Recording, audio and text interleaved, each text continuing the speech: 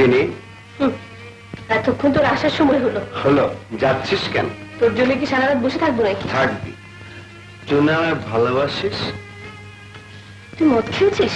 খেয়েছি, আরো খাবো। এতক্ষণ তুই মদের দোকানে ছিলি? ছিলাম। তুই কি মানুষ?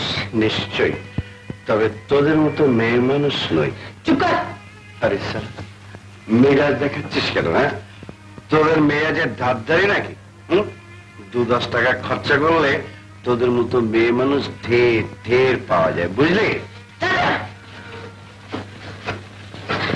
তোর মতো গুন্ডা বদমাশকে মানুষ ভালোবাসে? চলে যাচ্ছিস কেন চিনি? মা, আরো মা। একজন তো কথাই মেরেছে, তুই তুই হাতে মারছিনি, কিন্তু কিন্তু দোষ কি শুধু একা আমার চিনি? আমার মা নেই, বাবা নেই, ছোটবেলা থেকে অন্ধ গলির আবর্জনাতে বড় হয়েছি।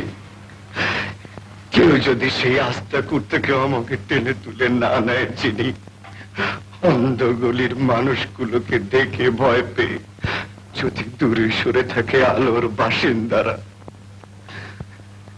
সে দোষ কি আমার একা চিনি? বল, জবাব দে চিনি, বল।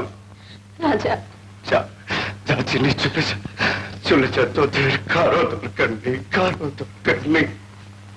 না, আমি যাব না।